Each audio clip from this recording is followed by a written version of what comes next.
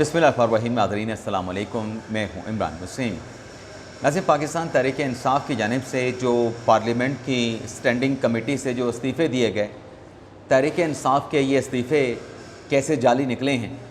एक तो इस ख़बर की डिटेल आपके साथ हम शेयर करेंगे।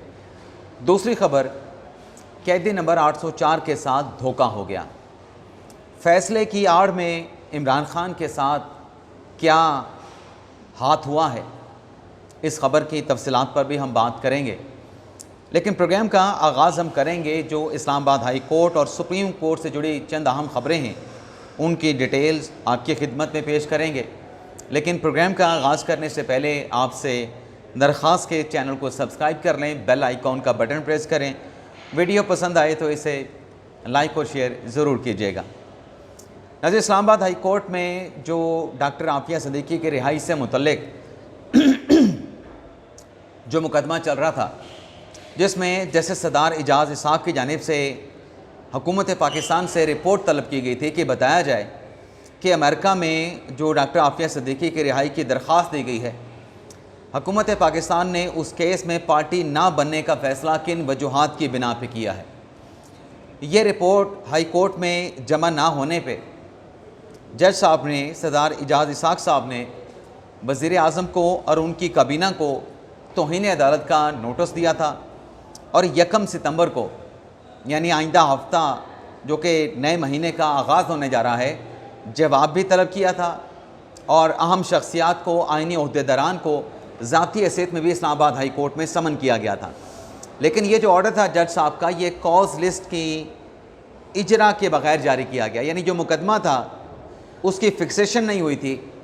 कॉज लिस्ट के बग़ैर, मुकदमे की फ़िक्सेशन के बग़ैर ये अपने डेजिग्नेट कोर्ट में जो है वो जज साहब ने समाअत करके कंटेम्प्ट के नोटिस जारी किए थे। अब नाज़रीन, डेवलपमेंट ये हुई है कि जो अगले हफ्ते की कॉज लिस्ट जारी की गई है, उस कॉज लिस्ट के मुताबिक 9 single bench Islamabad high court के बनाए गए हैं और 5 डिवीज़न बेंच बनाए गए हैं। डिवीज़न बेंच से मुराद जो है वो 2 रुकनी बेंच यानी 2 जजेस पर मुश्तमिल बेंच बनाए गए हैं। और इसमें हुआ ये है कि जस्टिस बाबर सत्तार और जस्टिस सरदार इजाज़ इसाक़, उनके सिंगल बेंचेज जो है वो ख़त्म कर दिए गए हैं। यानी एक रुकनी बेंच का जो, एक रुकनी जज का जो बेंच होता है, वो इस्लामाबाद हाई कोर्ट में ना बाबर सत्तार साहब का बना है, ना जस्टिस इजाज़ इसाक़ साहब का बना है। और इनके जो केसेस हैं, बाबर सत्तार साहब के हों या जस्टिस सरदार इजाज़ जस्टिस सरदार इजाज़ इसाक़ साहब के हों, इन केसेस को जस्टिस इनाम अमीन मिनास की अदालत में जो है वो ट्रांसफ़र कर दिया गया है। यानी अब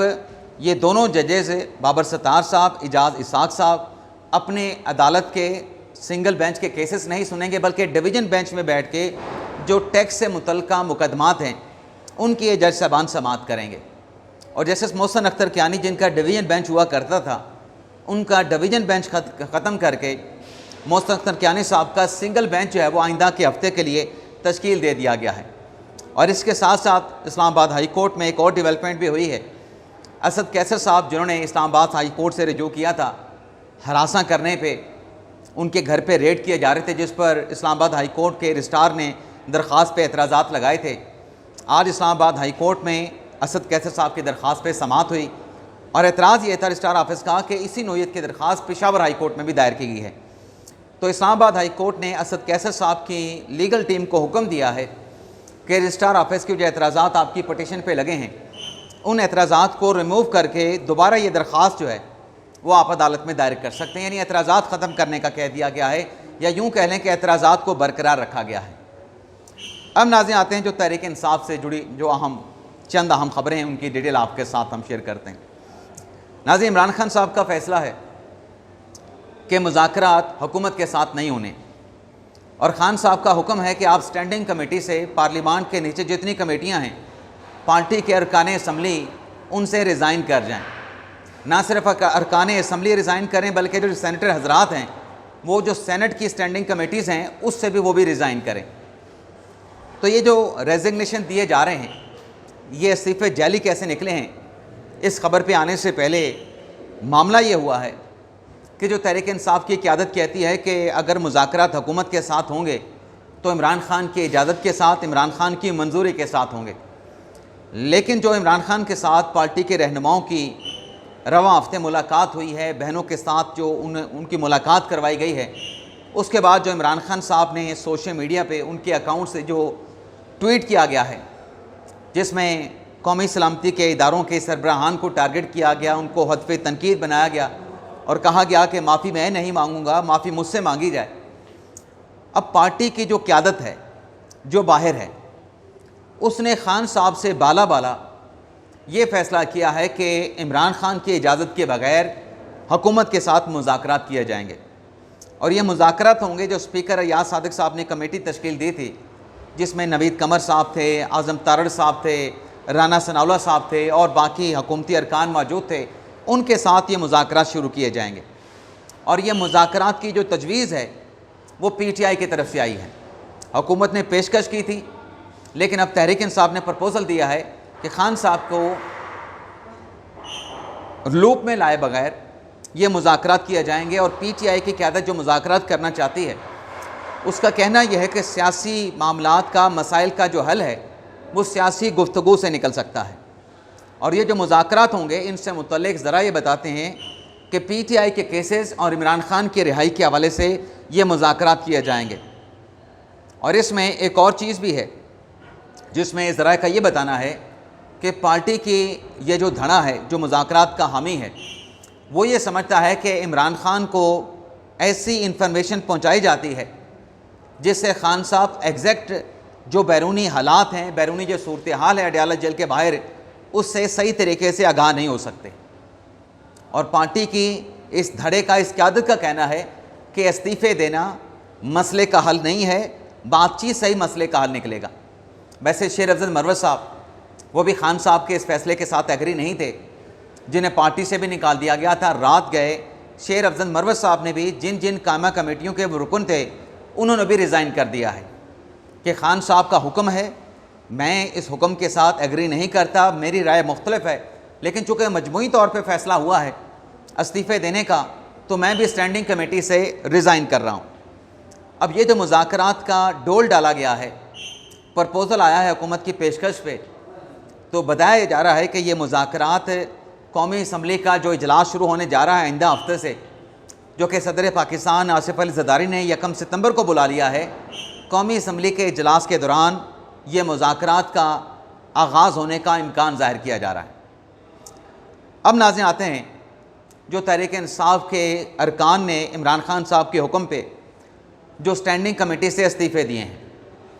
पहले तो नाज़रीन आप ये देखें कि ये जो इस्तीफ़े पाकिस्तान तहरीक इंसाफ के अरकान की जानिब से दिए गए, सबसे पहले इस्तीफ़ा देने का ऐलान किसने किया? अली अमीन गंडापुर के भाई फैसल अमीन गंडापुर ने, कि मैं 3 कमेटियों का रुकन हूँ, मैं तीनों कमेटियों से रिज़ाइन करता हूँ। और फिर आहिस्ता आहिस्ता ये जो इस्तीफ़े हैं जो PTI के अरकान दे रहे थे,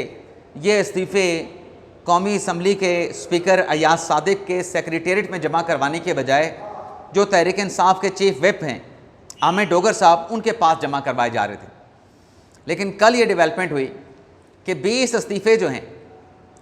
गौहर साहब ने 4 कमेटियों से इस्तीफ़ा दिया, लेकिन मजमूई तौर पे 20 इस्तीफ़े जो हैं वो कौमी असम्बली के सेक्रेटेरिएट में जमा करवा दिए गए। अब ये जो 20 इस्तीफ़े स्पीकर साहब पे जमा हुए, उन इस्तीफ़ों का जायज़ा लिया गया। उनमें से 2 इस्तीफ़े, जिसमें सबसे पहले तो फैसल अमीन खान गंडापुर साहब के जो भाई हैं, और उसके साथ साथ जो खातून रुकने असम्बली हैं तहरीक इंसाफ की, जो कि सुन्नी इत्तेहाद कौंसिल में शामिल हो गए थे, अनीका मेहंदी साहबा, इनके इस्तीफ़ों का स्पीकर चैम्बर ने, स्पीकर ऑफिस ने जायज़ा लिया है। और इन इस्तीफ़ों का जायज़ा लेने के बाद इन दोनों अरकान के जो इस्तीफ़े हैं ये सुन्नी इत्तेहाद कौंसिल को वापस कर दिए गए हैं। अब आप सवाल पूछ सकते हैं कि ये इस्तीफ़े क्यों वापस किए गए? जब पार्टी के अरकान ने बानी तहरीक इंसाफ इमरान खान की आवाज़ पर लब्बैक कहते हुए ये इस्तीफ़े दिए थे, तो फिर क्या वजह बनी है कि ये इस्तीफ़े स्पीकर साहब ने एक्सेप्ट करने के बजाय इन इस्तीफ़ों को वापस कर दिया? तो नाज़रीन ख़बर ये निकली है कि दोनों के जो इस्तीफ़े हैं, फैसल अमीन गंडापुर का जो इस्तीफ़ा है स्टैंडिंग कमेटी से रिज़ाइन करने का, और जो खातून रुकन अनीका मेहंदी का जो इस्तीफ़ा है कामा कमेटियों से मुस्तफ़ी होने का, ये इस्तीफ़े जेन्युइन नहीं निकले, बल्कि इस्तीफ़ों की फ़ोटोकॉपी जो है वो स्पीकर साहब को भिजवाई गई है। अब आप माशाल्लाह समझदार हैं, हमारे मोहतरम आप नाजरीन ये समझते हैं कि इस्तीफ़ा हमेशा ओरिजिनल एक्सेप्ट किया जाता है और इस्तीफ़ा हमेशा ओरिजिनल ही दिया जाता है, फ़ोटो कापी नहीं दी जाती। ना एक्सेप्ट जो है फ़ोटो कापी होती है, ना आप इस्तीफ़ा फ़ोटो कापी की सूरत में देते हैं। लेकिन पीटीआई के इन अरकान ने अपने इस्तीफ़ों की फ़ोटो कापी जो है वो स्पीकर साहब के ऑफिस में भिजवाई, तो उन्होंने इन इस्तीफ़ों को नाकाबिले कबूल करार देते हुए सुन्नी इत्तेहाद कौंसिल को वापस कर दिया है कि ये ओरिजिनल इस्तीफ़े नहीं हैं, ये कानून और रूल्स के मुताबिक दिया गया इस्तीफ़ा नहीं है। और बाकी जो इस्तीफ़े दिए गए हैं उनकी छानबीन की जा रही है, उनका भी जायज़ा लिया जा रहा है, और अगर वो इस्तीफ़े दुरुस्त निकलते हैं तो फिर स्पीकर साहब की तरफ से इन अरकान को बुलाया जाएगा, इन अरकान से इनके इस्तीफ़ों की वेरिफिकेशन की जाएगी, इनसे पूछा जाएगा कि क्या आपने ये इस्तीफ़े रज़ाकाराना तौर पे दिए हैं या किसी दबाव के नतीजे में आप स्टैंडिंग कमेटी की रुकनियत से, चेयरमैनशिप से रिज़ाइन कर रहे हैं। इससे पहले भी कई वाक़यात हो चुके हैं, पाकिस्तान तहरीक इंसाफ के असम्बलियों से रिज़ाइन करने के मामले कई मरतबा सामने आए हैं और इस्तीफ़े देने के बाद फिर मुकर जाते हैं, फिर अदालतों में दरख्वास्तें देते हैं कि स्पीकर साहब को कहा जाए कि हमारे इस्तीफ़े एक्सेप्ट ना किए जाएँ, हमारे इस्तीफ़े वापस किए जाएँ, और फिर तनख्वाहें भी ली जाती हैं, TADA भी लिया जाता है, मरात भी ली जाती हैं, रोज़ाना का जो एक मतलब डेली जिसको बोलते हैं वो भी लिए जाते हैं। तो देखते हैं फर्दर इन इस्तीफ़ों की हकीकत क्या निकलती है। इसके साथ साथ नाज़रीन, सुप्रीम कोर्ट की जानिब से एक नोटिफिकेशन, एक सर्कुलर जारी किया गया है। जो अदालत उज़्मा में समर वेकेशन चल रही थी, उन समर वेकेशन के अख्ताम का नोटिफिकेशन जारी किया गया है कि जो गर्मियों की छुट्टियां हैं सुप्रीम कोर्ट ऑफ पाकिस्तान में, उसका 6 सितंबर को अख्ताम हो रहा है और 8 सितंबर को सुप्रीम कोर्ट ऑफ पाकिस्तान में नए अदालती साल की तकरीब का इनेकाद किया जाएगा। अब नए अदालती साल की तकरीब क्या होती है? चीफ जस्टिस की सरबराही में फुल कोर्ट बैठता है और फुल कोर्ट में चीफ साहब अपने आइंदा का जो उनका अपना एक रोड मैप होता है, इंसाफ में बेहतरी लानी, इंसाफ की फराहमी में सहूलियात मिलना लिटिगेंट्स को, उससे मुतल्लिक वो अपना रोड मैप देते हैं। Pakistan bar council, supreme court और अटॉर्नी जनरल ऑफ पाकिस्तान अपनी मुआवनत फराहम करते हैं कि आइंदा अदालती साल में सुप्रीम कोर्ट को कौन से लैप्सेस हैं जिनको दुरुस्त करके, कौन से ऐसे शोबे हैं जिनमें बेहतरी ला के इंसाफ की फराहमी का जो सिलसिला है उसको बेहतर बनाया जा सकता है। तो ये 8 सितंबर को बाकायदा तौर पे सुप्रीम कोर्ट में एक तकरीब का इनेकाद किया जाएगा। बाकी नाज़रीन, नेशनल साइबर क्राइम एजेंसी जिसकी तरफ से डकी भाई को पकड़ा गया, जिनकी तरफ से इंजीनियर मोहम्मद अली मिर्ज़ा के ख़िलाफ़ भी मुकदमे का इंदराज किया गया, और भी कुछ सोशल मीडिया के जो इन्फ्लुएंसर हैं, जो यूट्यूबर्स हैं, वो भी रेडार पे आ चुके हैं। अब ये हुआ है कि हुकूमत की तरफ से जो national cyber crime investigation agency है,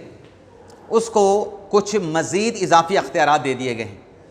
अब ये इजाफी अख्तियारात NCCI को क्या दिए गए हैं? ये इजाफी अख्तियारात वो ये हैं कि गलत मालूमात सोशल मीडिया पे दे के जो पैसे कमाए जाते हैं, सोशल मीडिया पे जो इलेक्ट्रॉनिक फ़्रॉड होता है, माली जो फ़्रॉड होता है, ऐसे जो लोग होंगे जो गलत मालूमात के ज़रिए अपनी जेबें, अपने अकाउंट भर रहे होंगे, उनके ख़िलाफ़ एंटी मनी लॉन्ड्रिंग एक्ट के तहत, एंटी मनी लॉन्ड्रिंग कानून के तहत जो कार्रवाई है, जो मुकदमे का इंदराज है, जो चालान अदालत में जमा करवाना है, जो इंक्वायरी करनी है, जो तहकीकात करनी है, गिरफ्तारियाँ करनी है, ये अख्तियार भी नेशनल साइबर क्राइम एजेंसी को जो है ये हुकूमत की जानिब से तफवीज़ कर दिया गया है। तो ये नाज़रीन आज का हमारा वीडियो लॉग, आपसे इजाज़त चाहते हैं। अल्लाह ताला हम सब का हामी नासिर और अपनी दुआ में याद रखिएगा। अल्लाह हाफ़िज़।